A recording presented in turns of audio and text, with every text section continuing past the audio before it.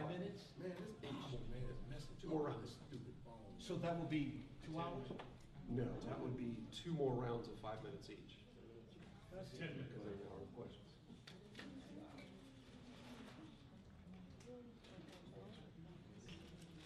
When we going to get to ECOT? When we going to get to qualification of bishops and all of that? Okay. Bring your man back on That's feet. 1 point. You have 2 more rounds, two separate But points they're that going you to be can make. asking questions. No, that'll be after your. Okay. So I You got get two okay. more Okay, I'll Two go. more expositions. All right. At this time, the participants in the debate have agreed to cover 2 more rounds because there were some issues that they were not able to address earlier. Yes. So each speaker will receive 5 minutes and then 5 minutes to rebut for 2 more rounds before we start questions. And Riach Dawid will begin. Thank you kindly, my friend. I want to insert as Pastor Charles Dowell. He made mention, there's a phrase here in Devarim, chapter 21:15. That's why it is vitally important that we understand grammatics, language, and linguistics. There's a question here asked, and the first word is if. That is a preposition, isn't it? But this question entails a prepositional prefix. And when we read the entirety of this question, it is what we call an antecedent. And an antecedent is simply that there is a prior, there are events and things that took place. They were coming out of Israel, out of Egypt, among the most heathenistic Coptic people on the face of the earth, where they had multiples of wives and they were doing all kinds of wicked things. So the question is this. It says in Devarim 21:15, the prepositional prefix, if a man has 2 wives. Now that is an antecedent. There are things that are before that. He made mention of that. That a king should not multiply his wives. Why? Because the king should live no different than his subjects. Same thing. He should not live in a grander house at straightway and the people live subpar. He eats the same thing, doesn't he? He lives like they live. I knew him before any of you all knew him. So if a man has this participle of this prepositional prefix, there were things that happened before this. There were those that came out with wives. They followed the very ordination and the precepts, the concept of Mizraim. And so Yah said, you can't do them women like that. So if a man has, if a man has 2 wives and another, listen, he can't say what he wants to. Yah uses the word shoneh, hate, violently. You see how the men do when they hate women? They will bust their heads. They will kick them out. They will dog them.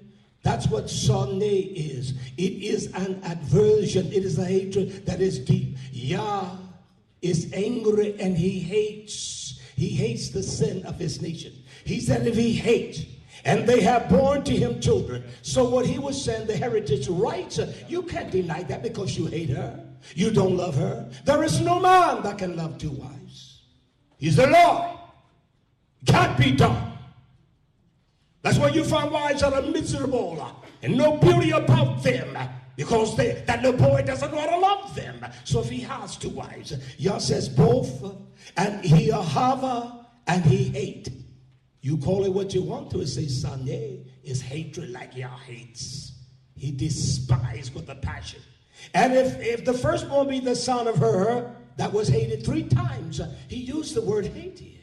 He letting you know not only is it implied or implicit, it is a fact that I hate her. I despise her. I will not give them the birthright of the firstborn. Yah says, then it shall be when he makes his son to inherit that which he has, that he may not make the son of the Chava, the loved. He loved this one, the firstborn. And we see that in the Bereshit. We see that in the Tabnid. Shlomo, he loved one. He loved only one. He loved one. And I can show you examples of that where they love one. Not both or 3 or 4. He said before the son of the hated, which is indeed the firstborn. But he shall acknowledge, he shall respect that one. That's all he is saying. The son of the hated, for the firstborn of the Bechor, the one that has the life of full generation, by giving him, look now, he didn't give him an inheritance. He gave him a double portion of all that he has. For he is the beginning of the regenerative strength. That's what the firstborn is. And we can see in the pattern throughout the Tabnith that these firstborns of concubines and wives, what do I have? 40 seconds. Okay. That's what they produce, such violent and evil things in their lives, killing their brothers and raping their fathers, concubines, and all of that. It is in Torah. He said this is the beginning of the regenerative strength, the right of the firstborn. He possessed that. That's why kings do not multiply. Well, that's 34 to know. Multiplication is 2. Study the word multiply and you'll understand the depths of that. Not him having 3, 4, 5, 6 wives. Hell, he can't even love 1. How can he love 5? It's a lie. What is that? 3 seconds. Okay. Okay. All right. Well, since we're in the Torah, and we're going to go ahead and answer exactly what he asserts. Because no man loving 2 wives. A man can love 2 wives. Jacob proved that. Abraham proved that. Moses proved that. David proved that. As a matter of fact, when he was in Ziklag, he had a particular group of people that came and decided they wanted to sack him, and he did. And you know what's amazing about that particular account? Is that they came down and they took everything in the camp, including the wives. And then David asked Yahweh, he said, shall I go up? And guess what Yahweh's giving them approval of? Not only to take everything that they have taken from you, but also recover your wives as well. You see, we're missing the finer points of things. But let's deal with this Deuteronomy 21, verse 5. Verse 10, it says, and when thou goest forth to war against thine enemy, and Yahweh thy Elohim hath delivered them into thy hands, and thou hast taken them captive. And when thou seest among the captives a beautiful woman. Now these military men, they know what military men do when they go to war. They can act, people can act like they don't do that at all, but they all be having girlfriends, and that's what they call them today. This is the same thing right here. This is Israelites going to war. A beautiful woman, and has desire unto her that thou wouldest have her to be wife. But the restriction is not to take her the way that the Vietnam veterans did over there on the other side, leaving many fatherless children behind. There's an order to things right here. Then thou shalt bring her into thy house, and she shall shave her head and pare her nails, and she shall put off the raiment of her captivity, off from her, and shall remain in thy house, and bewail her father and her mother a full month. This is not an Israelite woman. This is a woman of another nation to go on war against. We can't even mistreat them. And after that, thou shalt go unto her, and then go into her is not open up a bedroom door and walk in. And be her husband. How do you become a husband? You have sex with her. Conjugal rights. And she shall be thy wife. Mentions nothing of the status of the man if he had 1, 2, 3, 4, 5, or 6. This is the war bride. And then it goes on to say, and it shall be, if thou have no delight in her, then thou shalt let her go whither she will, but thou shalt not sell her at all for money. That thou not makest merchandise of her because you have humbled her. That's one case law. In this one, second case law. If a man have 2 wives, one beloved and the other hated, kind of like Jacob with Rachel and Leah, and they have borne him children. We can get into the etymology of words and semantics and stuff. The bottom line is 2 wives. Because look what it says. How do you prove that? And the hated, and if the firstborn, let me read this, both the beloved and the hated, and if the firstborn son be heirs that was hated, then it shall be, when he maketh his sons to inherit. What did it say? It said inherit. He said it's only says double portion. I told you from the beginning it's the law of inheritance. That which he hath, that he may not make the son of the beloved firstborn before the son of the hated, which is indeed the firstborn. But he shall acknowledge the son of the hated, meaning the one that is not fond of, for the firstborn, by giving him a double portion, inheritance, giving him a double portion of all his substance, what he has, of all that he has, for he is the beginning of his strength.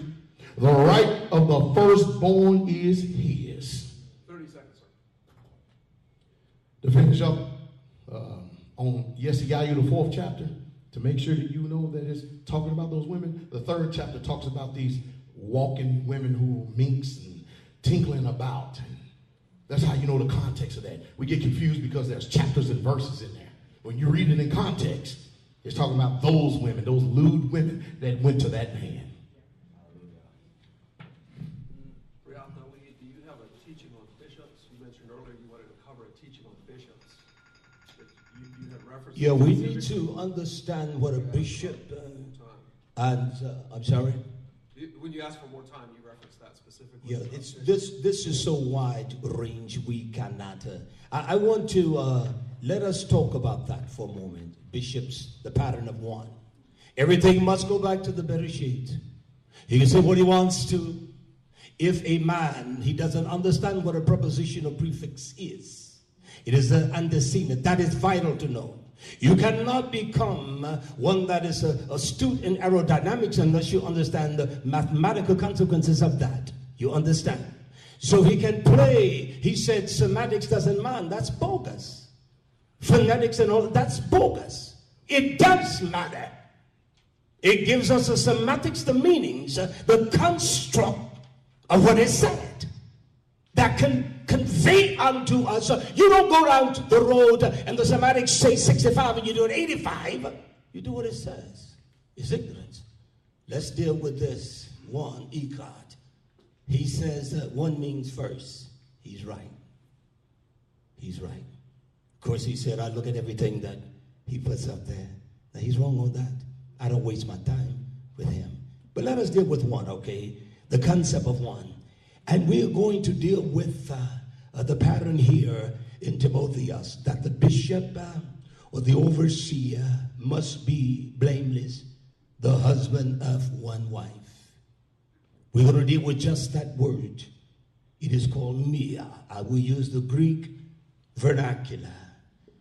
There is one that is called leon, but it doesn't deal with one, Echad one. He says first. There are 8 places in Torah that the Torah talks about one or first and what it represents. It always deals with, and after the Shabbat on the first day, he must have one wife. He's not a bishop. He's the death that I am personal. Because he's going to be God. Because we receive not the love of Torah. Yahweh said us strong delusions that we believe a lie. For what reason? That we all will be damned. He's going to damn this wicked generation. But let me read this. He said that the bishop must be the wife or the husband. And we will not deal with Echad or the Hebrew. We will deal with what the Greek says. Mia. One, absolutely. No other one. Only one. He must be the husband of one wife. Not a polygamous, but one wife. And to give us some kind of dimension of what one is, he must be the husband of one Ishol.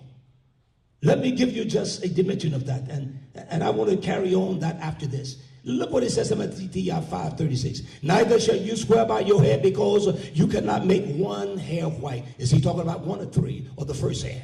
He also says here to Kephah, Matthew 17:4. Then answered Kephah and said to Yoshua, Master, it is tough for us to be here.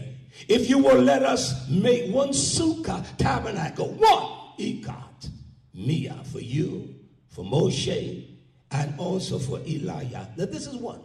He says in Matthew 20:12, saying these last 3 have worked for 1 hour. Did they work the first hour or did they work for 1 hour?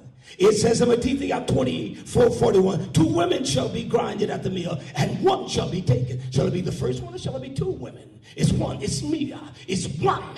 Yah's explicit. He means what he says. And the pattern goes back to the Bereshit.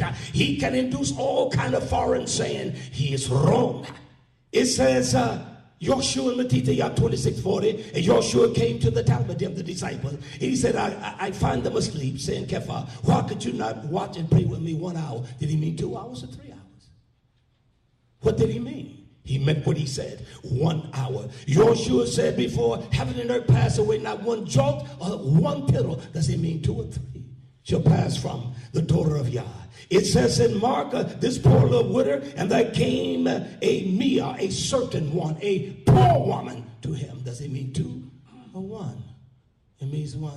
Throughout the thread of Torah, I can show you. I've examined every verse in this book. He can't shoot that bogus mess on me. He must be the husband of 1 wife. That's disqualify him. He's a liar. He must, and you can search the parameter of the words Mia. It means 1, only 1, precisely 1. It cannot be 2. Let me go a little further. Yohanan 10:16. And others sheep I have, which are not of this fold. That's it? Okay. I'll take this further. All right. I agree with what he stated about Mia being 1 first. But you have to start from somewhere. You have 1 gray hair. First one comes, then more follows after. That's just the way it is. The word Mia is translated 8 times. Matthew 28 verse 1, Mark 16:2, Luke 24:1, John 20 verse 1, John 20:19, Acts 20 verse 7, 1 Corinthians 16:2, and Titus 3:10. Therefore the bishop, or a true bishop, must be married to his first wife. No limitations. Nothing there putting any limitations at all. The reason why we see it this way, because when you start off from Genesis and you only see 1, you're going to see 1 throughout the whole of Scripture. You're going to go all the way into the renewed covenant. That's all you're going to see is 1. Because you start off wrong. You start off on the wrong foot, you end in the wrong foot. That's the reason why we see it that way. Because it's not that way. So, also equally, in 1 Corinthians 7:2, it talks about Hertun and Idios. It says, nevertheless, to avoid fornication, let every man have his own Hertun. Hertun stresses the exclusively of the possession, wife. And let every woman have her own Idios, husband. The exclusively of the relationship. The word for own is singularly possessive.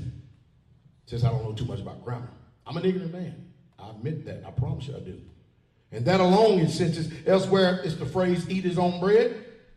His own is another's. His own and not another's. The word translated own as a notably different favor is much more like the one which of whom it belongs. Used elsewhere, we see Yahshua return to his own country. But was it just his? Or were there others in that country that possessed that country as well? Mark 6:1, which is also their own country. See, the rest is populated. It's there. So it's about how you apply it. If you start from the beginning, you see it wrong, you'll go through the end and see it wrong. And no matter if you see 2, it'll tell you 1. You go from, that's all you see right here. The spirit of your mind, no matter what's in front of you, that's all you're going to see. Even looking behind the words, that's all you're going to see. I don't believe that the New Testament is Torah. I don't believe that. Not at all. Because it would not refer to it is written if that was Torah. I believe that what they did was confirm Torah. So then, we still are sitting here, hopefully going into the next session, without any answer whatsoever at all of the condemnation. Again, I stated before earlier, and I'm going to state it again. All we need to see is Yah's judgment, his condemnation against sin, the way he does adultery, because if a woman committed adultery, and mind you, that's after her status, a man can't commit adultery with an unmarried woman. What's the penalty for adultery? Death. So equally, if this man is going out here begging women, we should see the condemnation. We should see the law to tell us. And we still, to this hour, have not seen one condemnation. Not one just yet. I'm still waiting on it. Still waiting on it. So I mentioned over in Isaiah 3, it goes over into Yeshayahu 4. And we're talking about these women, these silly women that are laden with sins. These women that are lewd, kind of like what we see out here. They walk about mincing and tinkling with their feet. That was the 7 women that man encountered. See, that's context. That's proper interpretation. That's taking it right down the line for what it says and not adding to, nor taking away. This is what this is all about. Makes sense to me. And you know what? Even in the whole of the New Testament, which we just read, a first century historian over here, Josephus, we never once heard the Messiah bring a condemnation of anyone who is participating in the lawful lifestyle of biblical polygyny in the whole, not only the New Testament, but the whole of Scripture. Again, I could be roasted and toasted, fried, dyed, and laid to the side. I could be over with if you just show me one law that condemns it. There's a judgment for it. Because every sin and every transgression will receive a just recompense or reward, and nobody getting by. Because if that's the case, Abraham's in hell, will be in hell. David is in hell. Moses in hell. Matter of fact, every single patriarch, including the 12 tribes of Israel, they're all going to burn. Every single one of them, if we follow that line of thinking. And I've never once heard y'all rebuke any of them for having more than one wife or many concubines. Solomon is the only one that received a condemnation because he took many treaty wives, according to 1 King Melachim, the 11th chapter, started at verse 1. I yield my time. All right, that concludes this portion of the debate. At this time, the speakers can take questions. They will both respond. They'll have 2 minutes each. We'll alternate who goes first. To be able to include these questions on the broadcast so that people in the audience who perhaps have the same questions, receive the answers, we're going to ask you to please come up here and I'll hand you the microphone and face the camera so that they can hear the question. Otherwise, they'll hear the answer, but they won't hear the question. Does anybody in the audience at this time, I have a couple of questions that have been sent in, but would anyone like, Elder Austin, you come up, please? Face Brother Shane and make the question. My question consists of this. During this debate, I've heard 2 different sides stating that on one side that Yah has not granted the right to have 2 wives, but yet he suffers and permits. And then on the other side, I've heard that there is no law at all that condemns it. Elder Rufus, do you mind reading something, sir? Yes, sir, I'm ready. 2 Samuel chapter 12, verse 7 and 8. And Nathan said to David, "Thou art that man. Thus saith Yahweh the Elohim of Israel." So this is Yahweh, the Elohim of Israel, speaking himself. Okay? "I anointed thee king over Israel. I delivered thee out of the hand of Saul, and I gave thee thy master's house." So who's doing all of this? It's Yahweh, right? Yahweh. Okay?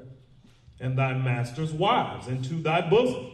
So Yahweh said he gave David Saul's wives into his bosom. Not that he permitted it, but Yah himself gave him his wives, right? So I would ask both the men up here to address these verses from their perspective they're coming from. Thank you. Ralph, would you like to start? I'll start. It makes a difference. I really would like for us to debate. Let me say this. I said that Yah suffered. He allowed, he permitted, nor did he justify it. The Torah was a mitigator. It mitigated. He said that the we because of the Dabarim, the promise, unto the Zirah, the seed of Abraham. And in that same context, Yah says this, he continuously say, there is no judgment or condemnation. It comes upon, that's why the people of your hue in the shape that you're in. Yah says this, you shall not bow down yourselves, nor serve the gods, Jesus Christ, For I am Yahweh, I am, he used the word jealous. Kana. I don't even know what the word means. There's no definitive what the word kana means. He says, I am a jealous Abba. I'm a jealous one. He said, visiting the iniquity, the ovin, the sins of divine Torah. He says, of the fathers upon the children to the third, fourth generation that hates me. So you're telling me we don't hate Yah? That weed, he would have never defied the Torah of Almighty Yah. The Torah mitigated. Now we have the Ma'or, the living power of Torah, and the testimony of Yoshua HaMashiach. We don't have to defy the Torah. We have the living principles of Torah in us. It's only because of Abraham. Yah doesn't go back on his word. He is the same today, yesterday, and forevermore. That is the only reason. That is, we're trying to justify some kind of crazy marriage that none of them worked. Show me where they worked. All I'm asking you is show me the validity of those men and their seeds, their children were crazy and nutty, killers of each other. That's why the nation is in the shape it's in. It's horrific. That's a fact. It is. When you start off wrong, like I stated before, that's why it's very hard to comprehend what's going on. I heard him make a statement just a minute ago. I really would like to debate. That's what we should have been doing the last couple of hours. But every time I answer your question, you never once answered mine. That's debating. You had 5 minutes to respond, I'll respond. But instead, we go off on these tangents and all these other ways in these other arenas, and we dodge the very question. Period. Yah said, I gave. He's making his will known. Point blank. He said he would not alter nor change anything that is gone out of his lips. I am Yahweh Elohim, I change not. Therefore, you sons of Jacob not consumed. If Abraham would have been consumed, then guess what? Yahweh never even told the pagan Abimelech, I know you've done this in integrity of your heart. Same thing with Pharaoh. Got Sarah out there real quick, didn't he? Got him out there real quick. You see, it's sticking with the book. Not my personal opinion, not my own personal book of the law. And then let me tell you what it says. Just quote it. Look behind the words. Come to a logical conclusion, hopefully a right one, not a logical conclusion that consists of fallacies. Yahweh spoke, and if he said it, why is it so hard for us to comprehend? He clearly said it himself. You can't change anything that has gone out of his lips. That's how they understood it. If there was a condemnation, Abraham would have never taken Hagar. If there was a condemnation, Moses would have never taken the Midianite, the Cushite, or the Kenite. If there was a condemnation, out of which all the tribes of Israel, we're all condemned and going to literal burning hell. Because they came from 4 women. I gave you. Period. Do we have another question from the audience, please? Yes, sir. Yes, sir. Brother Jason here. I'd like to direct this question to Pastor Robert. So you mentioned the concubines were whores, and we know that whores are, by definition, harlot. We know also in 1 Corinthians 6:16, if a man marry himself to a harlot, they are one flesh.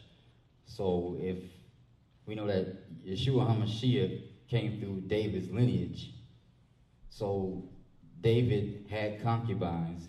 Him sleeping with harlots would make him a whoremonger. We know that Revelation 21:8 tells us that a whoremonger will see the lake of fire. So would you say that the Yeshua HaMashiach, Jesus the Christ, come through a whoremonger's lineage who is Yah in the flesh? You. Let me answer what he said. Listen, are we a whorish nation? Are we married to Yahshua? Is it every kind of damnable, twisted whoredom, God worship? Pastor Charles Dow got his own God. The different Baptists got different gods. The black God, the white God. They're all different gods. I'll ask you a question. I reciprocate that. Are we a whorish people? Are we a violent, evil people? Does that mean Yahshua is Yah not married to us? Yahshua still married to us? He is. He is, my friend. What is a concubine? You cannot define words by your own imaginative concept. Philegesh, she's a paramour. She's a whore. Period. That's what she is. And there are things, as I say, Nathan. To suffer or to give is Nathan. It is mean to bestow, to allow, and to permit. That doesn't mean he pleased with that. Did he let the children of Israel live when they sacrificed their babies unto the gods of Hinnon? He didn't kill them all, did he? Did he wipe them all out? No, he did not. Because of his chesed, his great kindness. Not the God of Mercury, but because of his great Ahava, he has shown us a passionate love. And that's why he gives us one wife, because he has one wife. And he gives a man an Isha, one woman. So is Joshua a harlot?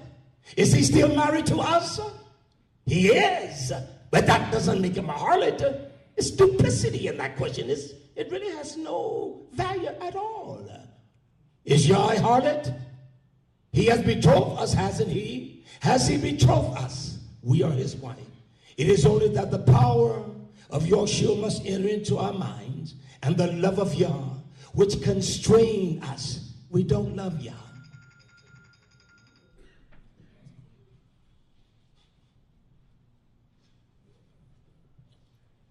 Is directed to me too? Yes, sir. Both pastors get the answer. Oh, okay, good. Unless they yield. Can a woman marry another man if her husband dies? The answer is obvious. So we cannot be talking about the Genesis 2:24 account. Because if you get no consecutive or spares husbands and wives, you have to stick to the Akkad or one. We've already broken the Genesis 2:24 account then, didn't we? It's proven in the Levirate law. The Levirate law clearly states that if this brother dies and has no seed whatsoever at all, then she will go to his brother. And he's supposed to go in her. And guess what? If he doesn't go into her, a curse is pronounced on his house. What is house? Family. It's simple. It really is. Now, we seem to have a broken and distorted connection between Yahshua and Jesus Christ. I say Yahshua. But all of us in here are speaking English. And it's amazing how we may disagree about what his name is. I know about the pagan God of Sunday. I know about him very well. But Paul said, if somebody comes and preach another Yahshua or another Messiah, you might well bear with them. So we can twist our tongues and say Yahshua. But I do know another thing that Yahshua said. He said in Mark 16:18, these signs shall follow them that believe. In my name they shall cast out devils. I'm going to follow Yeshua, I believe. They shall speak with new tongues. I'm going to follow Yeshua, I believe. The rest you already know. Do we have another question from the audience? Sir, right there. You'll be next, sir.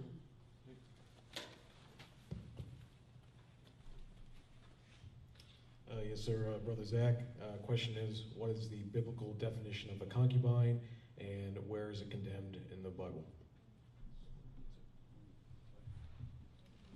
Me? Okay. Philegesh, what is a concubine? I will show you the depths of a concubine, her strength, what it means. It is paramour. It is when a man has illicit sexual activities. That's what the word concubine means. He go beyond the pale of his issue, his wife. I want to show you some accounts. I will answer the question. That's what it is. It is just like the master of my great-great-great-grandmammy's days. He made her his wench. He put babies in her because his Miss Mama could not satisfy him. But it says this in Bereshit, and Abraham, listen, and Abraham gave all that he had to Yishmael. But But to the sons of the concubines, plural, which Abraham had, Abraham gave matana, he gave gifts or presents. He gave all to the heritage of the house of Israel. And he sent them away from Yishka. They were bastards. That's what they were. Flat out bastards. He sent them away from Yishka, his son, while he yet lived eastward into the east country. I want to read another account. Abraham, after Sarah died, he was buried by no one but Sarah when he died. Nobody else. It says here, Deborah Yahim in 1 Chronicles 132. Now the sons of Keturah, it says, Abraham's concubine, the whore he had, like a player or a pimp. And also Yosha and Medan and Mida and Ishmael.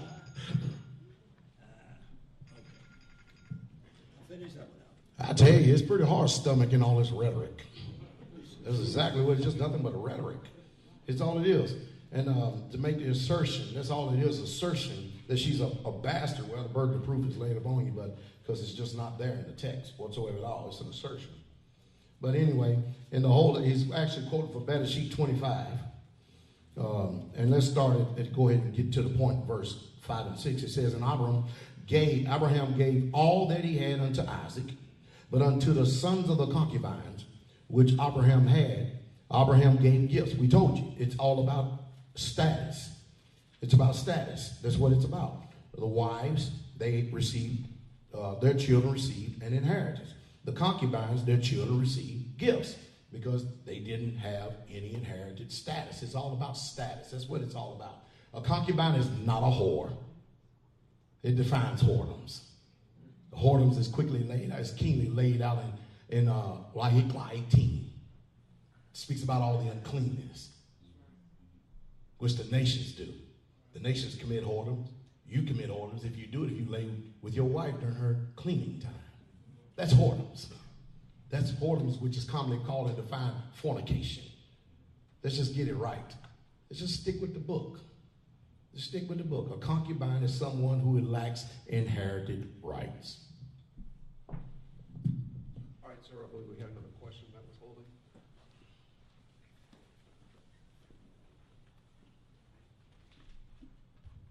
Shalom, Israel. Shalom. Brother Yuri. Brought my book because I wrote a little bit. Every person of the book, correct me if I'm wrong, for the exception of Yeshua, Adam and Eve were born in this sin according to Scripture. This applies equally to all men of the book, everyone in this room, none of whom lived from beginning to end without sin. We are, in fact, descendants of ancient Hebrews, some of whom clearly practiced polygyny. Are you saying that none of the men of the book who had multiple wives, concubines, produced any good fruit? And are you proved to be stronger and more fruitful than David and Abraham, who you described as weak and cowardly? To me? Yes. First of all, the question. Listen, Israel, are we students of the Torah? Look at David's house. A chaotic mess. The only thing can restore is Yeshua. His sons, murderers, killers, and the kingdom has never been a kingdom. Shlomo realized that his heart turned away from the Most High. Disdain, the wisest man, it takes something powerful. All gods are the same. The God is of the same strength. Every God is the same. It makes no difference at all. That's why we have the manifestation of Torah in Joshua. And the word of Yah was bara. It was made. And Yah suffered with man. That's why we see that in the beginning. He permitted, he allowed. Although he did not condone that. He allowed the woman to be rebellious. He allowed that, sure he did. He could have eviscerated them and began afresh and anew. We sin, my friend, that has nothing to do with polygamy. We can see the death and the death of it, we can see what constitutes this man. He speaks with duplicity called you that are the dark, you Israel. And he denounced or he denied white people as being that. You understand? Because his linguistic says that.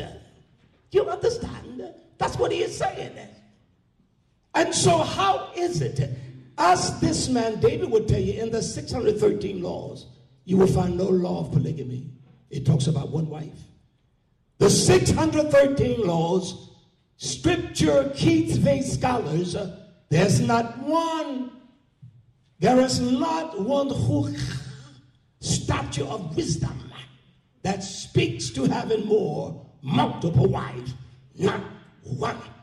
You can't find it. Show me one, please. Well, he asked to show you one. I'll show you one. Exodus 21:10. I showed you one. There it is in the whole of Torah. I mean, yes, we're all born in sin. And our people, you know, the assertion is that there's no fruit, you know, no righteous fruit. But if we're going to go back to the law of the beginning, then we have to start with the alleged life of Adam then. Because from him come we all. And that's where sin, iniquity, and transgression. So to lay and to actually say that these people's lives are condemned because they had more than one wife is an assertion. That's all it is. The truth is, they had problems because they transgressed the commandments. And they ate the fruit of it. Just like you eat the fruit of it. That's why there's disease prevalent among us. We have not one diseased person on straightway. Not one of us is on any prescription drugs. Not a one. All the way from the elderly all the way down to a 3 or 4 month old child. How many other Semites can say that? They can probably say that because they live set apart. They can say that because they live set apart. And we have people come from all over this earth to come to get healed, delivered. Just this year, 3 people have gotten healed of incurable venereal disease verified by doctors. I wonder if they can say that. No, I can't see. That's because the Holy Spirit is not there. Or the Ruach. The Ruach is not there. Because that's the power of Yah. And you white people, I don't designate, I said Europeans. Do you know there are black people in Europe? So when I say the Europeans, I'm not just designating just one group of people by saying white. So don't you white people be tricked in I'm some type of racist fanatic. I said Europeans. No, we're answering questions. That's up to the sponsor. Let him rebut. You have 2 minutes, sir. Okay, this man talks about the Rapha. He is Yarapha, the healer. That's his name, Yarapha. That's a wicked lie. Someone with venereal disease. This man has performed no organic healing. That's a lie. He has not. He's just like Benny Hinn. They all were Benny Hinn and T.D. Jakes got more healing than them. Who has gotten out their wheelchair won't. That's a fact. I've known this man longer than you. I rebuked him many years ago with the lies like that. Everything is invisible, what he calls himself healing. She had an invisible thing. Have you seen those that are lame and crippled gotten up with this man? You're a lie. You haven't seen that. That's a lie. That's a flat out lie. All robbers perform no organic healing. There is not one organic healing that has any records in the annals of time, but through Yeshua and those that began to walk in that truth. He has no organic healing. He has no organic healing. No whatsoever. That's it. Not one bit. Period. I want to read this quickly. He said, how much? Okay, fine. In the 613 laws, it talks in Genesis 8:128 to have one's wife, just one wife. In Leviticus 18:20, you can have sexual relationship with no one else's wife. It talks about a high priest must marry a virgin, a Beth-Ulah, Leviticus 21:13. The high priest must not have sexual relationship with the widow outside of a marriage. And not only that, where is it that Yah gives the credence of concubines and more than one wife? It doesn't say that. In no place in in the Katuv, in the Hook of Yah, he instructs us or commands us. He has no healing power. There's no healing in your Jesus' name. It's a damn white lie. There's no healing, none whatsoever. Period. Period. No healing whatsoever. Kohen must not marry a woman that is a whore. He cannot marry a woman like that. You yielded a rebuttal, so you received one. Okay, 2 minutes. that's right. I don't have of my own self no power to do anything. But the one that is in me, he does. He is the one that doeth the work, and not I. And with an unbelief, you can say, he asked him.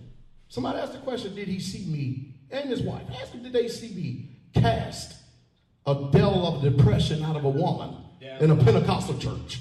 That Jezebel kind of... Huh? They can call it what they want, but it didn't take an hour either. Seconds.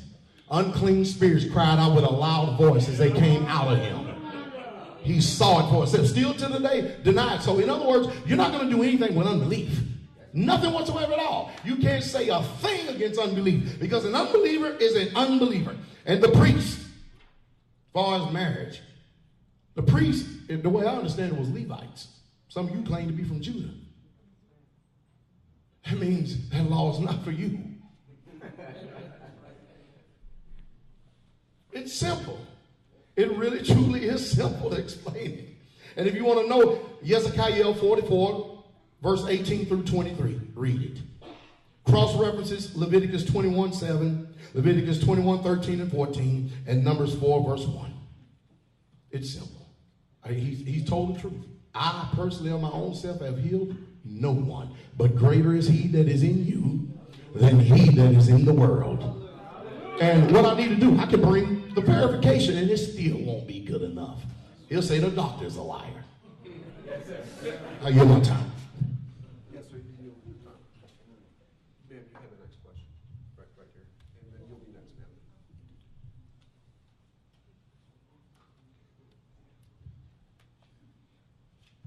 Greetings, shalom.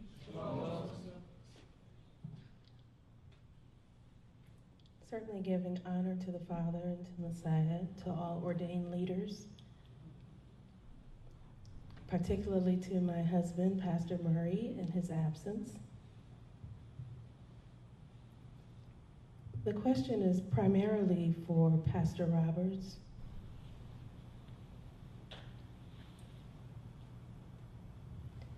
I was, like many of us, I think, hoping for a clear text condemning polygyny as sinful. You haven't offered that, but you have staked essentially your entire argument on an assertion of a strict monogamy doctrine from the beginning, from Genesis. I agree with most of us that the Genesis narrative does clearly show complementarity, sexual complementarity of male and female. But I'm yet unconvinced that there's any doctrine or restriction on the number of females. In particular, my question is this: how many ribs does an adult male have? If you don't know, I'll simplify the question. Is it one or greater than one? That's to me. Yes, sir. I won't even dignify that, you understand. The Torah from the Bereshit of all things, I ask you this question. I reciprocate with the question. Does the sun shine, rises in the east and set in the west? Is that the Torah of the sun? Was that set from the beginning? I will show you our ignorance. Does it set in the east, rises in the east and set in the west? You ordained that, didn't he? Did he ordain day and night? He ordained that. He ordained the Shabbat, the Shabbaton. Does that change? All of that in the Bereshit of all things. He established marriage in the beginning. A man and a wife. You have not shown me a Torah of wives. This man keeps saying that there is no Torah of multiplicity of concubines. These men, because Yah suffered them. They went according to their minds and doing their thing is what they did.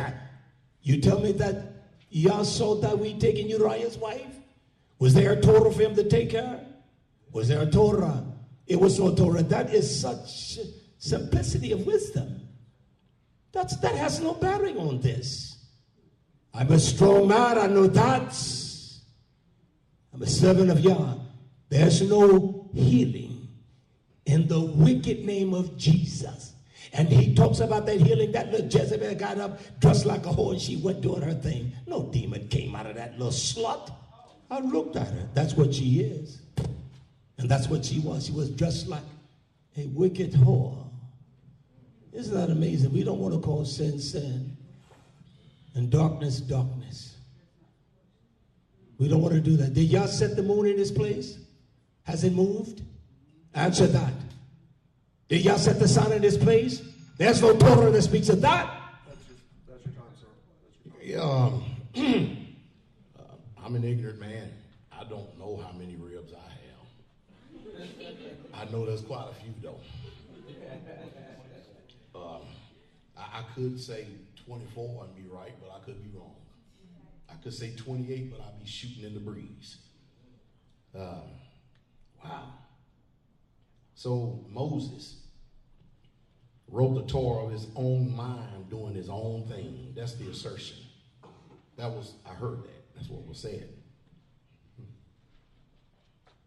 Yeah, we're instructed not to go about doing our own will. Isn't that amazing? So, all of you who claim to be Israelites, when you leave this place, you take the book of the law and find the nearest trash can and throw it in there. Because it's written of its own. Every man wrote it of their own mind. That's what he asserts. Literally. And it's nonsensical. It makes no sense whatsoever at all.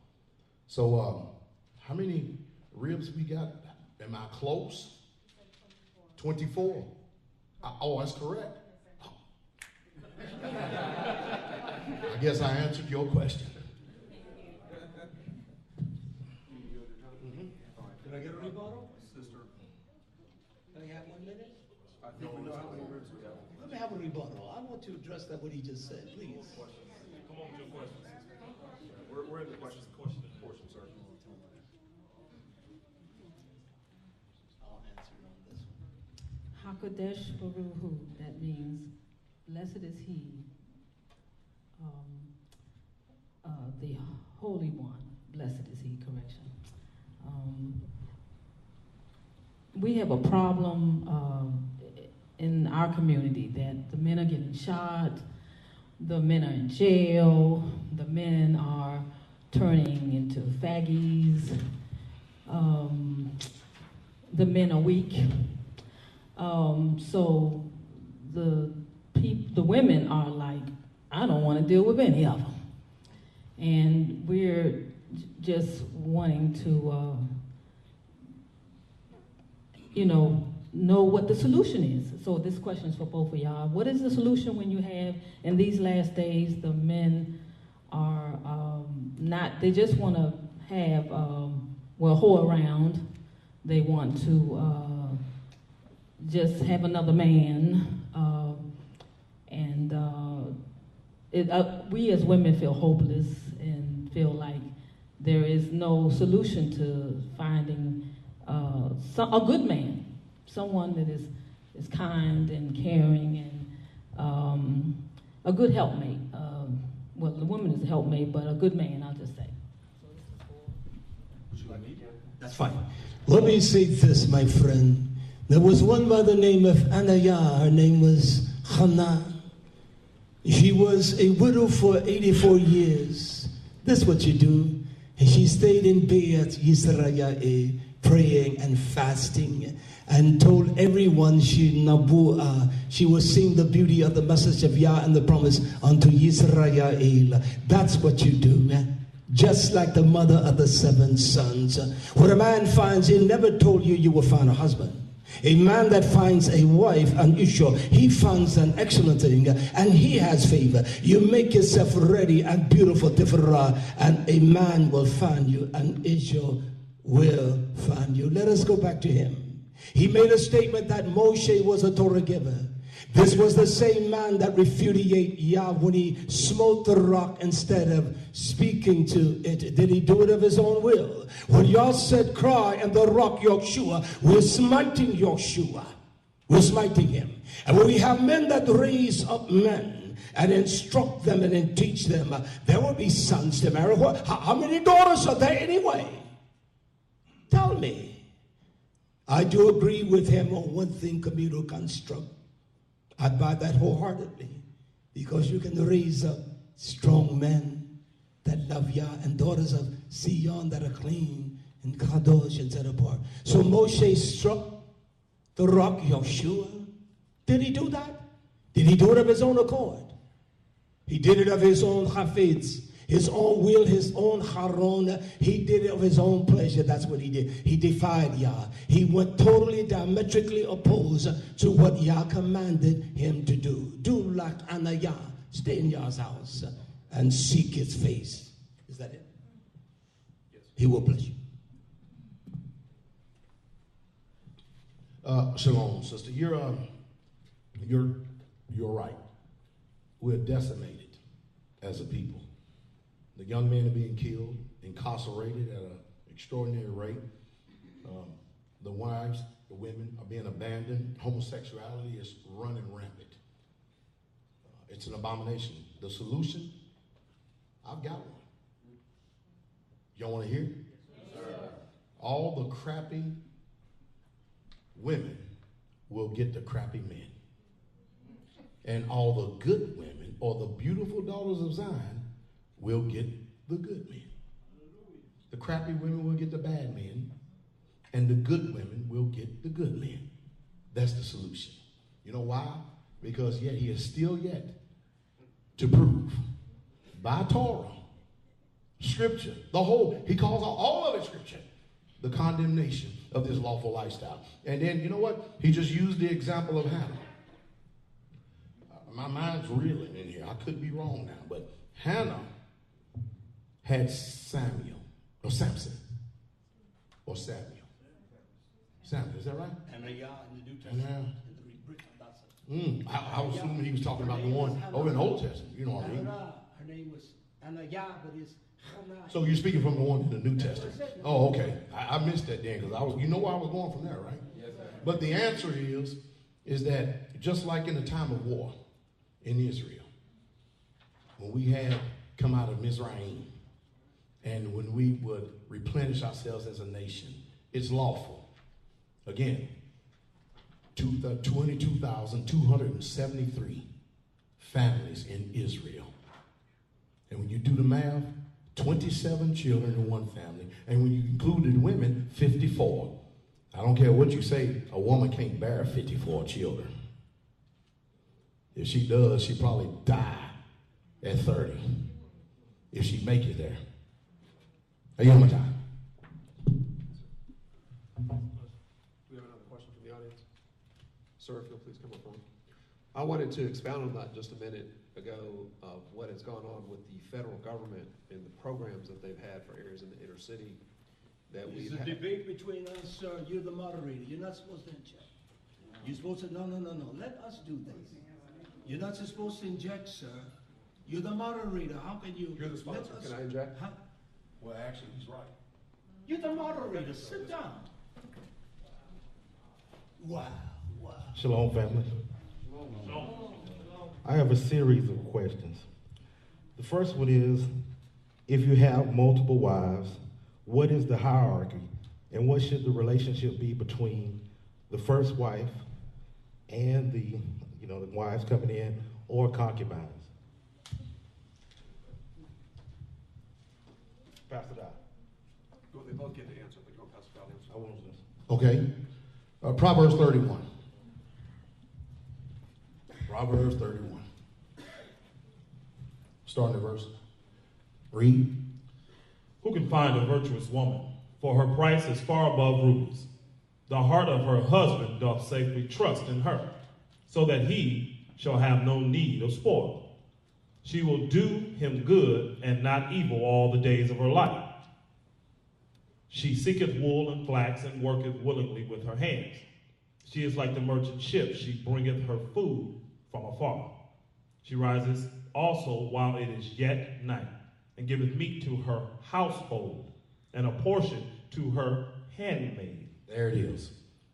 The order is that the principal wife, the first wife, she is the one that is laid out in Scripture that the man is charged not to deal with treacherously. She is the one that possesses the actual structure, the power and the structure of the actual women itself. How do you know that? Yah told Hagar, you go back and submit yourself unto Sarah. She's not to be replaced. She's not to be diminished. You cannot make her the status of a servant and bring up the one that is hate, or the one that is love, above the one that is hated. She's the principal wife. And these maidens are people that is in her house. You can use women, wives, maidens. The English just picks and chooses whatever way it wants to go at any given time, the way it wants to yield its sword. I yield time. That is a false statement. It talks about the maiden. It's talking about the Nahara, a young slave or a servant. She has many young daughters that help her in the preparation of things. You notice that the wife, she rises early.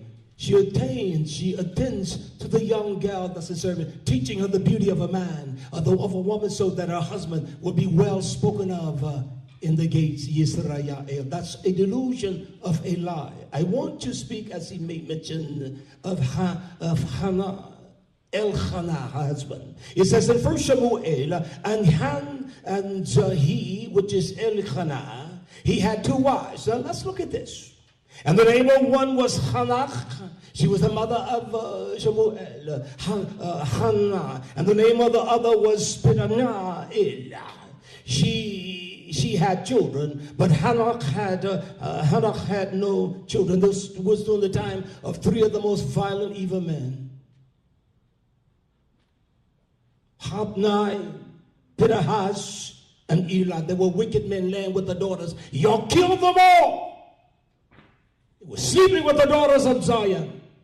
It says in 1 Samuel 1:4, and when the time was that Elkanah offered, he gave Phinehas his Ishah and all her sons and her daughters a portion, just a ration. He gave them a manna. There is no inheritance. It says, but to Hannah he gave a worthy portion, for he loved her. For he loved her. But Yah had shut up her wombs. He loved her. That is what the maiden is. She's a young girl that serves in the house. She loves them that instructs her, and she obeys them. That's not a concubine or another wife. That's bogus.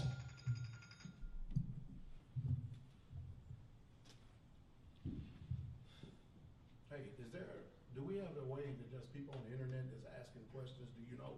I have some here. It's gonna. Oh, you'll Back to the brothers and see what we can speak. Shalom, Israel. My name is Brother Arcilio. I just have one question. Why is it that the Honorable Pastor Dowell answered every question that was asked, and quite well and thorough? And why is it that none of Pastor Dowell's questions were answered? That's your assumption, my friend. You notice how he addressed him. The Honorable Pastor Dowell. So that alone, that's why I didn't make mention I would be here. I didn't want anyone to come. You see how he answered that? And why you haven't answered him? Because your mind is shut. You have been drilled with this. You believe him. He has not substantiated anything. We must go back to the Bereshit of all things. I say again, is there a Torah for the sun? Is there a Torah for night and day? Is there a Torah for the moon? Is there a Torah for the birth of a woman? Is there a Torah of life? Sure it is. It's a fact. And he's honorable to you. You would receive me if I answer you with 10,000 words, because you're not going to comprehend, because it is diametrically opposed to this man. And you think you love him, and you really don't. And that's a fact. Oh, gee. You know, there's one thing about love, it repudiates. Yah loves us, doesn't he? Does he rebuke us? He chasten us. Whom the Father loves, he chasten them. He corrects them. So don't give me that bogus mess. He corrects us. He repudiates us. He tells us our ills. So you're not going to hear me. In your mindset and your logics, I have not answered anything, because it's diametrically opposed to him. You can't do this in another session like this. It can't be done. I will teach on this. I don't want to waste my time, because here it is, the people of my hue. He called the people the N-words. He hasn't raised a son that is a strong man. That's a fact for a daughter of Zion. So let us, come on, Yisrael, you teach them the Torah and the prophets, you will raise strong sons. I will never denigrate the people of my hue. I know they're wicked, just like white people are wicked as hell. Again, y'all just saw another professional tap dancing. And I'll tell you what, honorable Brother Arcilio. Why do you say that, Pastor Dowell? Because the book teaches us to honor all men. There's nothing disparaging. There's nothing wrong with honoring those. Nothing at all, whatsoever at all. Honor the king. I tell you, this doctrine is amazing. And everyone that's sitting under them, they got a cancerous mindset and a cancerous attitude. No wonder they're void of any spirituality whatsoever at all. Listening to this rhetoric, you would do well. You would do well, take heed to yourselves and mark this man. That's what you would do. That's the best thing you can do, because this man is full of envy, full of debate, full of strife, full of jealousy, full of rage. And you're right, he's never going to answer it, even if you quote the word, because remember, the Torah was made up of men who made this stuff up of their own minds.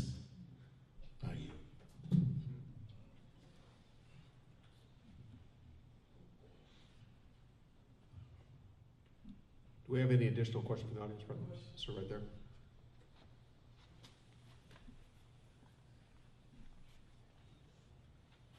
Shalom.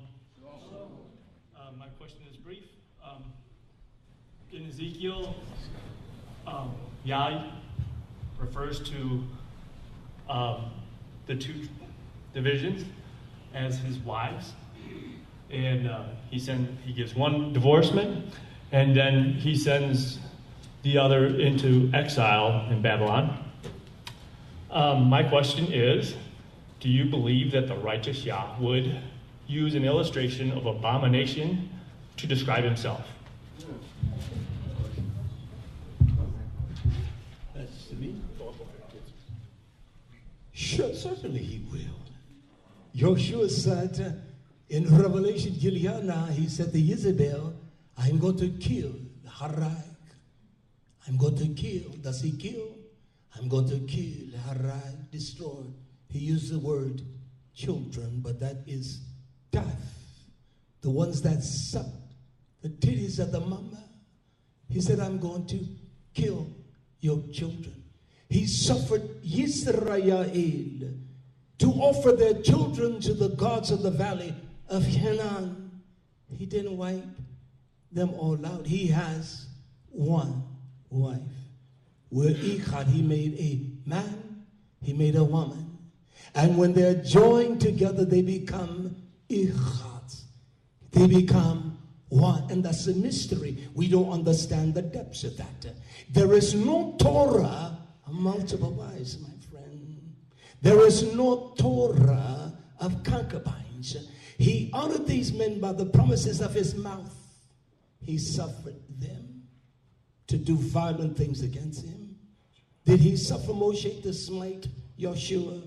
Sure he did. But he didn't kill him. We can see the curse, as this man said, look at the people of the hill. So that negates you white people as being Yisrael. He said that the Europeans came and butchered the people of our color. And he called them one of the most deplorable names that you can pronounce upon a man. I don't give a damn how wicked you are. There's constitution and restitution in the dam of Yeshua HaMashiach for the nation, the elect. The ball here, he's going to save a remnant. And so certainly he does. This woman is a whore. He has one woman. Ephraim and Yahudah will be joined together. That's your time, sir. Again, man chooses to sin. He makes a choice and decision to sin. And again, he said there's not one scripture in Torah. I'll say it again. Shemot 21:10. And he continues to keep using the word suffer as if permitted. Let's Sirach 15:20, one more time. He have commanded no man to do wickedly, neither hath he given any man license to sin. Israel was in that condition, period, because they have fallen away from Yah and served other gods. And they received punishment for doing that. He didn't want them to. He gave them command. He says, you choose you this day whom you gonna serve. And they made up their mind who they're gonna choose. And as a result of it, they bit the fruit of that. And if the suffering of anything is because of them allowing sin to be permitted in their lives. But then again, we have a lot of assertions, but we still have not saw that law, that one law that condemns a man for having more than one wife, or even concubines as far as that's concerned. Haven't seen it yet. And the word nigger, you've read it before in the book of Acts. Don't let people take that away from you. It's not a negative connotation like they've taught you. I'll teach on that. They have used reverse psychology against you to take away something from you. Yes, it is. It is. It says nigger or Niger. It's Niger in there, but go look behind it again. We'll talk about it, Israel. Just thought we'd go ahead and add a little something to it. But somebody call me a nigger, it doesn't offend me at all.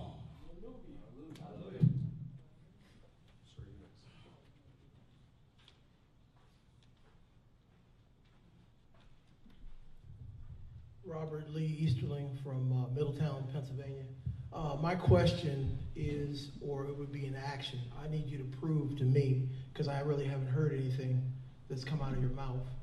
You're talking about white people being ignorant or being wicked. I need you to lay hands on the nearest white person and cast out the devil. That's what I need you to do. I need to see it in the room. Because Pastor Dowell has actually, he's done it. He's laid hands on and he's cured diseases. But that would be a test that I'd like to see. I'd like to see it proven to me. Then then I can see your authenticity. I can see it. Isn't this amazing as his quotation? Uncomprehensible then. I said to us in the beginning, there is no such creature as a white man, neither as a black man. So he cannot identify with that specificity that he's white. That's what I said, my friend.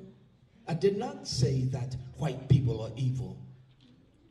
What I'm saying to you, all white, you know, the white mind is one of the most destructive things there is. It's an arrogant, hubris mind. It's the white Jesus. That's a fact. They are, Yah says, as much as we have opportunity, do tough unto all men. You treat all men right, I don't care what they look like, the complexion of their skin tone, that has no relevance. As far as people with that skin tone, we have them living at Teshua. You understand? We have them living in Teshua. So it has nothing to do with that idiotic statement you just made, my friend. That was not the context of what I said. Again, we go back to this man's suffering. Yah says this, that you said, there is nowhere where I say Yah commanded us to chata, to sin, to break the Torah. I did not say that. I did not imply that. But Joshua said, they say to him, why did Moshe then command to give or write a hatab, a writing of divorcement, and to put away your wife? He says to them, Moshe, because of the hardness of your Levim, suffered. Because you were evil and sadistic. Because you were, he suffered that. He suffered you to put away your wife. But from the beginning, it was not so. It was not so. He suffered your Nathan. Simply, he bestowed that upon the people he loved so. It's almost like a man letting his wife get by with him, or the wife with her husband. Well, y'all see what's been going on, right? I mean, the question was, is produce a sign. That's what I heard. Produce a sign. And I'm not going to say that your question is an ignorant and stupid and whatever superlatives you want to add to it in order to demean your character or something like that. But I'll say this, brother, that the book says an evil and adulterous generation will seek after a sign. But there will be no sign given unto it except the prophet Jonah. That's what it says. And then it also says, these signs shall follow them that believe. In my name, they shall cast out devils. So if we know Yahshua and you're in his name, cast them out. In my name, they shall cast out devils. That's what he said. And that was the question pertaining to, wasn't it? And so this man has already admitted he doesn't have Yahshua.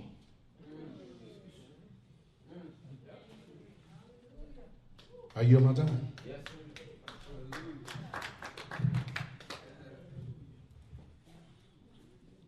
Thank you. So the question that I have is, I'm a young millennial, and Say it again, sir. I'm a young millennial. Millennial. Yes, sir. I'm from Washington, D.C., and I've understood that the Treaty of Tripoli states that in Article 11 that the United States is not founded in any Christian religion. So with that being said, what good is it to have more than one wife in a Western world region like this that doesn't even respect Yah's word? And I've watched some of your videos where you've addressed MGTOW, men going their own way, and I've adopted that because I've seen that there's women of today have adopted an ideology that's not of God. And so it's become harder, and I've witnessed it's become even harder for men of God to find a pure wife. So once you do have a wife and then you find that you want to do polygamy, more than one, what good is it to do it here to begin with? Again, everybody has redefined marriage. We're not here to redefine marriage because every covenant is its own. The women are not married to each other. The man is married to each wife. That's it. They're still on one. All right? In this society right here, again, you have no more than to look as what's done happened to us as a people. A toll is being taken against us through incarceration, homosexuality, and if we continue to keep going, we've already done decline as a people in this country. And now I'm speaking particularly to people of a hue. We're low on the scale now and becoming even lower. We're dying like flies, especially in Chicago, Pastor Tatum. And this system has no solution whatsoever at all. You know why? They don't want a solution. The Bible says you'll be brought into Egypt again by ships. And the same thing that Pharaoh did way back then by wanting to kill and murder our firstborn, our children, our men, is the same thing that's going on now with the eugenics program. It's the same thing that is going on now with all the drugs being planted in our neighborhoods. But if you adopted MGTOW, brother, you're not a man, and I'm not being angry or vindictive towards you, because you're not showing yourself as a status of being able to be responsible of your duties. Because the doctrine of MGTOW is to use a woman for their own pleasure, but not take the responsibility of taking care of her. Am I right? Yes or no? Thank you very much. I yield. Again, he makes a statement that exclude you that are the cream hue of color. He quoted Ibarim, that you will be brought into Mizraim. It's an ignorant conception of knowledge of what he teaches. It's not knowledge. You'll be brought. That doesn't include the people of your hue that call yourself white. I want to direct this to your questions, a young man. It says this in Shirach. Listen. To the fornicator and the whoremonger, all bread is sweet. Every sexual encounter, they want some more of that. He will never cease until he dies. He's going to promote this line. I've watched men do it before his time, the Midianites, and the one there in Damona, he said he wasn't going to die. You notice how long he said he's going to live. He's a liar. And if he dies before then, he's a super liar. All right? He said 134. Listen, young man. He said a man who breaks, all right, now hear this, his marriage vows. Are there marriage vows? He said in the secular sense, in this monolithic, you got to have marriage vows. Well, you know, I'm going to marry her, instructions, the consummation. He said, a man that breaks his marriage vow says to himself, who sees me?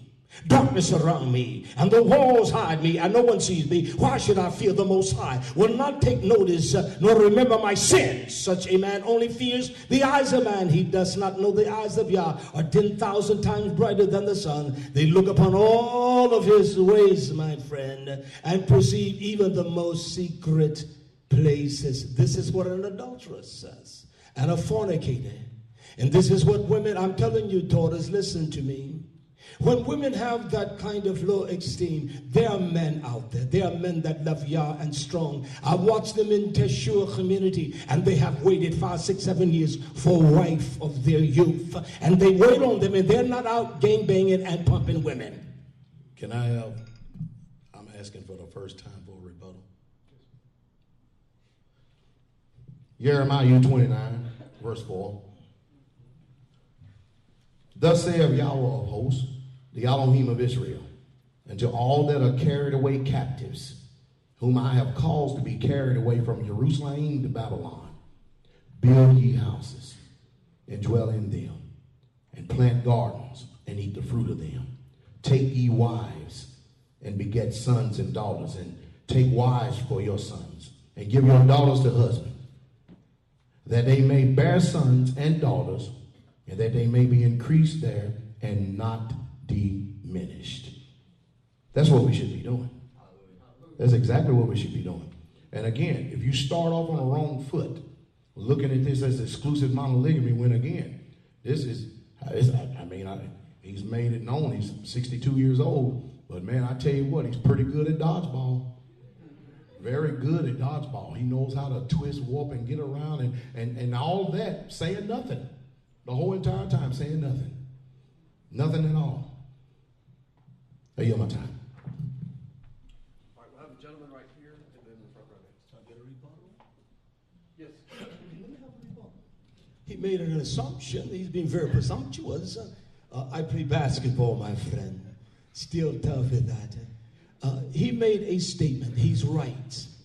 That we as a nation of people, collectively, we should procure the wives for our sons, that they will have wives. We should be strong-ish to set the pattern of the example. That's all Jeremiah was saying. Strong men that are powerful, and that they are strong. They have, do that, my friend. They have what we call the maturation. They have the strength, and when they walk in a place, everyone notice. When they go, everyone notice. And when they walk with their ish, come here, they notice them. See how she walks crippled? That takes care of her. I've been married nearly 40 years. Never lied to her. Never. Didn't have to lie about money or anything because we had none. Never hung out with anyone but her. Everywhere I went, she went. I've never lied to her. And believe me, my friends, believe me, never intrigued her wrong.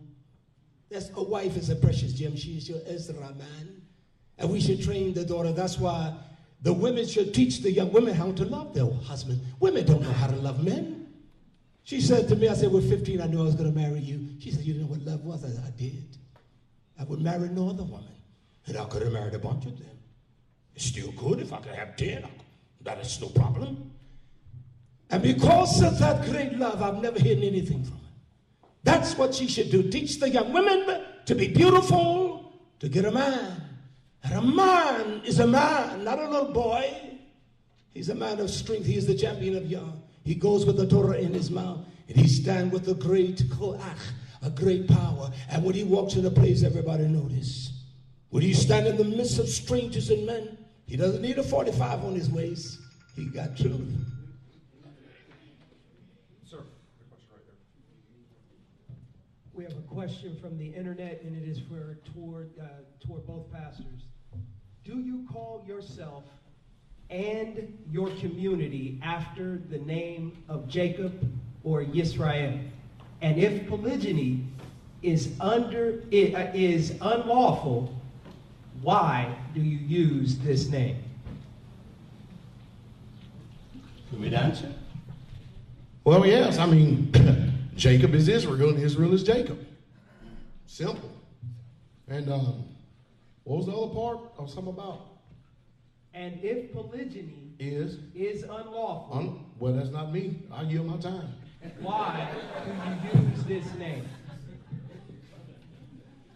We are Teshua community, meaning the victory of Yah in Yeshua HaMashiach. You know the relevance of that. I mean, what is the application really, honestly? Tell me. So I am not one that loves Yah because I will not buy into this bogus lie of polygamy or polygamy. It's a lie. It is not, and it will not restore the nation. Again, I use and emphasize the nation of China.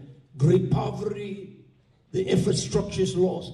I use the nation of India to say the multiples of people and the growth of people. And they have a volume of people in Indonesia and all of those places. Yet there is no permanent place for them or any such thing. And they have done it by one wife. Yah said that he will multiply the zerah of Abraham. If you can number the sands of the sea, you can number the nation of Israel.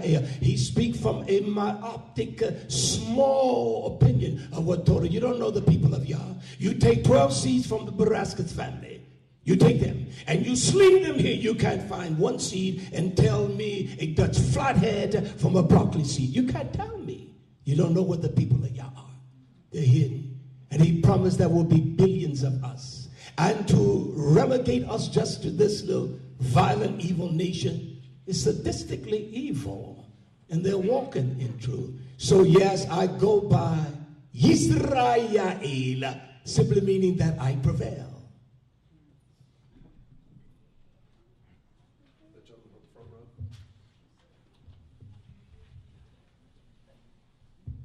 Shalom, Israel. Brother Mike from New York.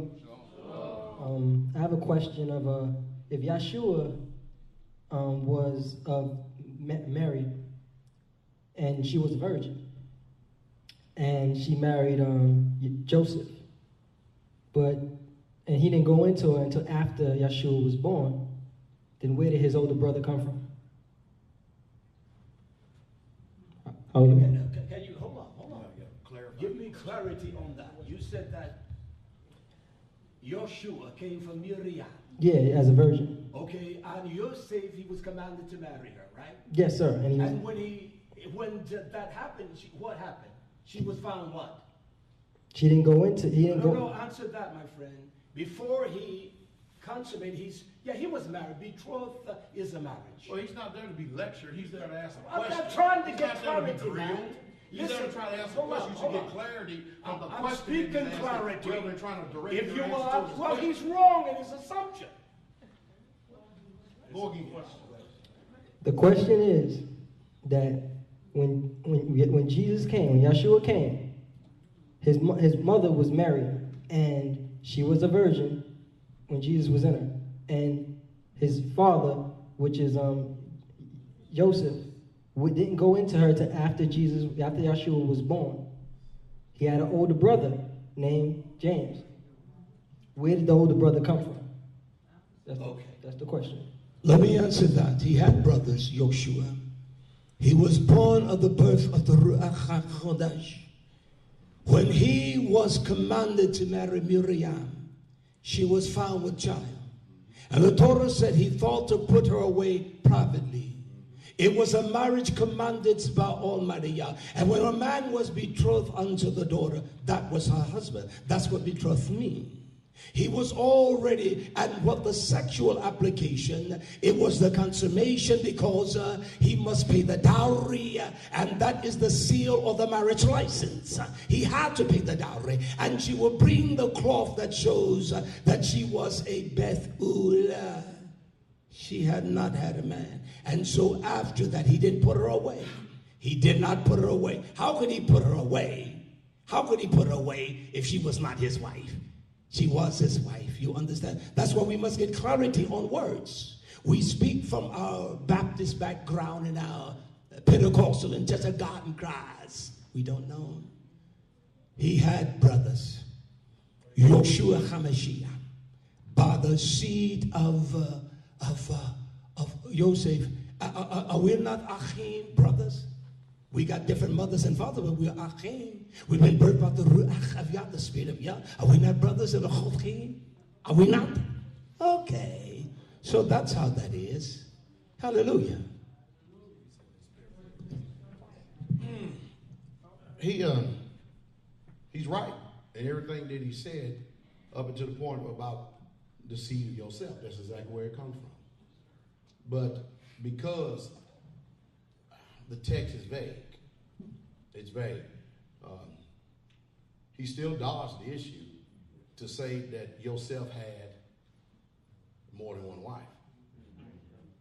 He dodged the issue because, I mean, that's just it. Now, I myself am going to exercise pause and not do any assertions until I first study on that. And I'll get back with everyone with an answer. I don't want to answer something that I have what I believe personally, but we're not here for my personal beliefs. Is that all right? Yes. All right, good.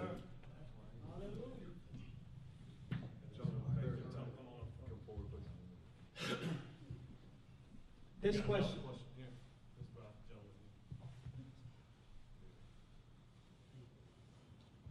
Good afternoon, everyone. My name is Joel. I came from Long Island, and I came because Pastor Dowell invited everyone. My question is towards you. You said you didn't bring anybody. Is it because you were scared? And why? The only thing you've done is insult this man, and you haven't debated him today. Why?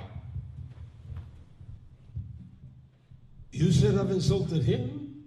You said you came because of Pastor Dowell. I understand. No problem with that.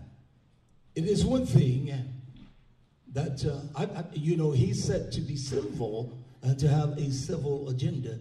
Well, civil is not just being all polite in what you think it should be, my friend. It is not to be friendly, and I'm not here to be friendly with him.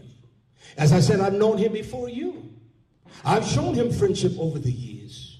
Let him tell you, I came and built this tabernacle. I laid the blocks. The shower house he had, I built that. You understand? So I've shown this man, I've shown him friendship. So don't give me that bogus mess, but I will denounce his superficial lies. I would denounce them. So I knew him before any of you all. He visited Teshua community? Yes, I did. Before you. You're the only one that knew him before I did. You're the only one. All right. He came to Teshua community, and he would come almost once a month. I would show him friendship. I'm still going to whip him in some basketball. Still want to shoot some three-pointers with him. And that has nothing to do with that. I've answered the questions. You have shut your mind because you don't want to hear what I got to say. You're here to prove him. I don't care what you say, you're here to prove he's right. We're here to prove Torah's right. This is the only one that asked a legitimate question, this young man here. It was not partiality. It shows no partialness. She asked me, how many ribs you have? I don't know. I weigh 250 pounds. I'm a big man. I can feel them though. And I eat well. You see, so that's why you are his people. I intend for it to be that way. I'm a giver, I'm a warrior. I bring a sword to kill. I bring a sword to call harag. So you're going to be partial against me. That's all right with me, my friend. I can bear that. I'm not offended. So what I say is not going to mean anything to you all. Well, I just got a few things to say here. That's the first time I met him. First time I met him. And as far as the allegations of actually building a tabernacle, yes, he did come. I laid the foundation. He laid half of the blocks and left. I finished it. You're a lie. Brother Shames, he appealed to you. Don't tell the lie, Shames. The shower house, I laid the foundation. All the blocks. He laid all the blocks to the shower house. Yeah. And then it's my turn, right? All right. And so, hey, I'm telling the truth. And so now, watch this. Many of you have been to Straightway, right? Yes, sir. And you saw his work on the shower house. Yes, sir. There's nothing to brag on. I've got to literally destroy the whole thing and actually build it again. Now, you've seen the buildings I have laid.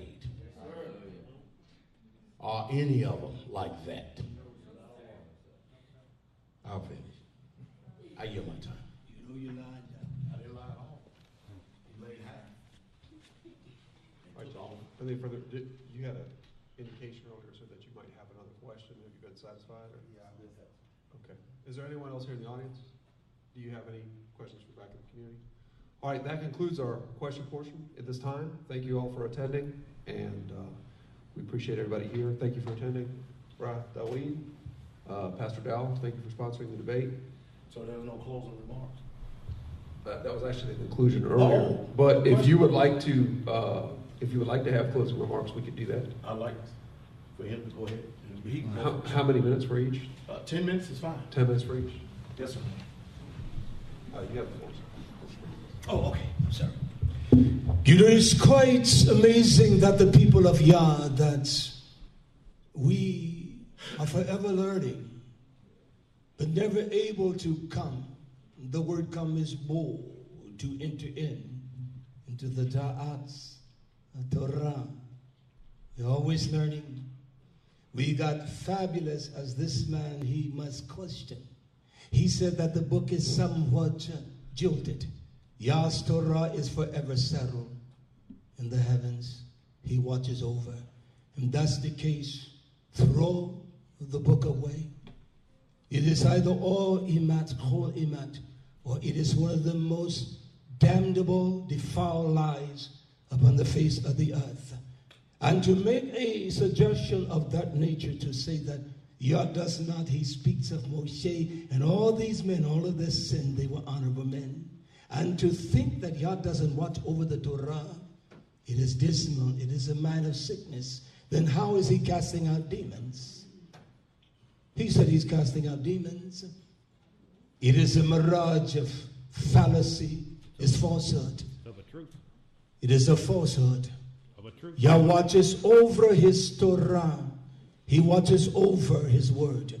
Yoshua is the Torah made bara. He has been created in the excellence of the book. From Bereshit to Gilyana. From Bereshit to Gilyana. And there was something there that you do not see, what we call duplicity of marriages or double marriages in the Brit Hadassah. Because those men had come to the wisdom of Torah. They had not seen the progression of Yisrael. He's going to get 4 or 5 wives. You're not going to see the progression of a community or anything. You're going to see death. You're going to see death. You're going to see just like what happened with Benjamin over there in Demona. And all of these men. Listen, there was some years ago a very beautiful young man. He was regal, he was tall, he was handsome. His name was Achramon. He was a medical doctor. He had been in college 13 years.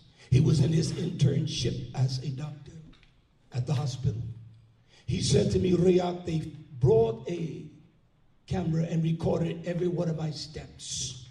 He says to me, Rayak, I said, Ramon, he was 33 years. Why are you not married? He said, the women are crazy. They're twisted and they're nutty because we have an agenda that is not of Yah. It's not about what we call riches. Let me tell you the riches of Yah. They are the Oshir. That's what a man is beyond happy. He has the riches of the Ma'or. He rejoices. He delight in the pleasantry of the fellowship of Yisrael. He has the riches of the presence of Yah. That's what riches are. That's what it is. That he enjoyed those kinds of riches. He enjoyed the delight of the fellowship. Behold, how tough and how pleasant it is for brethren to dwell together. There's nothing like that woman in Mishri 31. Her husband is well known in the plaza because of her beauty. Now, other women walking that way.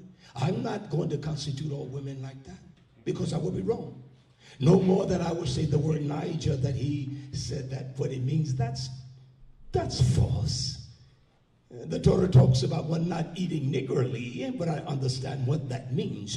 That word is relegated to the people of Yohu because that's what they will call him in the hills of Tennessee out there. You understand? And so to say that it is a misnomer, that's a lie. It's one thing. I am a warrior. I will never reduce the men to that kind of terminology. I would tell you that's silly. That's immature. That's what I would tell you. But that's false. It's a lie. He has not ordained polygamy. Out of the 613 laws, you will not find that at all. This is a heathenistic type of action. This is a rebellious spirit against Yah. And every man, if you pay attention closely, examine Abraham, he disobeyed Yah. He obeyed his wife. Laban played Yahuwah. He should have said, hell no.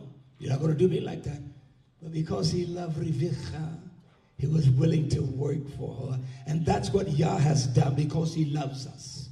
He suffered those things with us.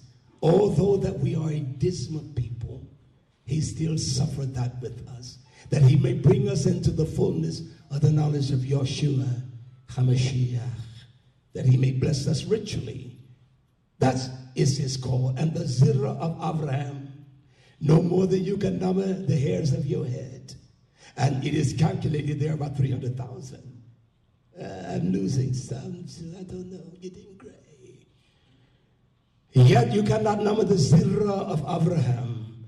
If you can number the stars of the heaven, you can number the seed. If you can number the sand of the sea, you can number the Zirah of Abraham. It cannot be.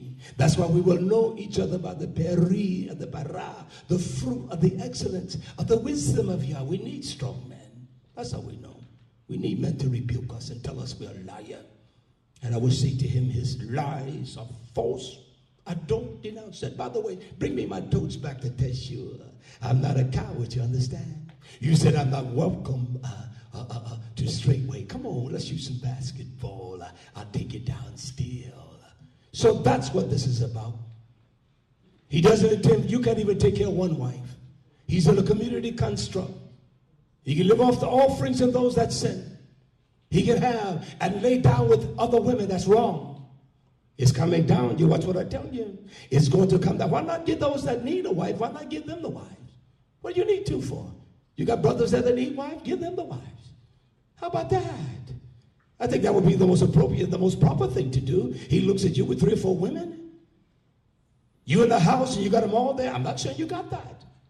One hearing this moan and one hearing that. That's insane and sickly. It's not of Yah.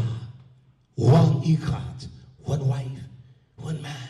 And we produce that way. We multiply because we multiply in the truth of Almighty Yah, not in some frivolous, foolish act of what we call truth. There is no polygamous. There is no concubine situation in Torah that was fruitful and was a blessing to the nation. Not one. Not one of them blessed the nation. Every kind of disease, holy, the minds dress adamantly against Yah. There is not one account you You can show me where the riches and the blessings of Yah was bestowed upon that people and us as a nation through the polygamous concubines, and I got 5 wives. You can't take care of one. I'm a man. It's difficult to take care of one. That's the truth. Your lust. And a wicked, greedy man like that, his mouth is never satisfied. Nom, nom. He wants more. I've been faithful to one woman. Her. I know no other woman. And I could have had hundreds of women. I know no woman but that one. My love is too rich. It is too personal. And they come on me all the time. She's standing there. They come on me. Heifer. I don't even speak to women. I don't even talk to them. Disregard my wife, you Jezebel. So that's not the issue. I'm too old anyway. He's getting old too. He's gray. All of that. What do you need another wife for? He doesn't need one. He's stupid. He doesn't love the one he got. That's a fact. Where is she? She should be here with you, buddy. That's a fact. I go nowhere without her. She's my protection. She protects me. She protects me. She is my champion. I mean, should we all start bowing down to her? I mean, she's a goddess or something like that. If he had that kind of love for Yahweh, man, maybe he could see then, could he? My God. It sounds like Egyptology to me. All goddess and everything else. Where's my wife? Chase, keep her at home. That's what she is. What did the earlier seminaries do? What did seminaries do? They sent out men. My wife is where she's supposed to be. And when I have my 3rd, 4th, 5th, 6th, 7th, 8th, 9th, 10th, 2nd, 50th, they'll be where they're supposed to be. And it's none of your business. He's going to take your daughters. It's none of your business. Isn't that amazing? Now, the truth is, I do appreciate each and every last one of you coming. And the one thing about it, a warrior don't have to convince you that he's a warrior. I don't have to say a word. My walk is enough. You don't let your own lips praise you. You let the lips of another praise you. Of course, then if somebody else tried it, you get cut down like a tree. See, this is the theology of the day and hour. And this is the reason why people are so mixed up. I wouldn't advise no one to listen to this snake. As exactly as a forked-tongued serpent. None whatsoever at all. I'm not going to spend the rest of the time right here. I know you're already fatigued. I can see it in your eyes. You know, when the devil is pushing, the booger drains. Maybe I should start a deliverance, see what happens. Yes, sir.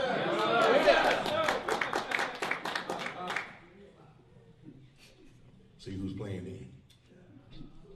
But I do appreciate each and every last one of you for honoring and coming here. I hope you came with an open mind because I actually told the moderator myself, I'm interested in hearing what he has to say. Because I don't think anybody has anything they can do against it. And I proved today that nobody still has nothing they can do against it. He still, in all that was said, did not answer the questions or the questions. He dodged every single one of them. And I repeatedly answered his questions. And I didn't answer his questions for him. I did it for you. So you yourself will know who Yah is really truly with. I wish you all safe journeys, safe travels, traveling mercies to each and every last one of you. I thank you for coming all the way from Chicago, Honorable Pastor John Tatum. We give honor to where honor is due. I appreciate the moderation and your time. Each and every last one of you that came. Makes no difference whether you believe or not. But I tell you what, I want y'all to use this, that if he had that kind of love for y'all, of course he can't have that kind of love for y'all because we know who y'all is, his wife. I didn't hear him talk about y'all like that. Not at all. None whatsoever at all. Use this as a teaching tool And from this day forward, you're going to hear Pastor Dowell actually going into the intricate works of biblical marriage and polygyny. I'm going to actually come out in full force, even more so, and explain it just so that our people can have the words and the knowledge, the teachers and the understanding to be able to combat all these lying spirits. I bid each and every last one of you shalom in the precious name of Yahshua HaMashiach. I thank you for honoring me and coming. Most of you have given offerings for the expense of this wonderful room with these chandeliers. Look expensive too. I turn the rest of my time back over to the moderator. Thank you for coming, and thank you for coming. Royal Roberts. Okay, that concludes the event for today. Thank you for listening, and you can direct your questions to the individual pastors through their websites and their email.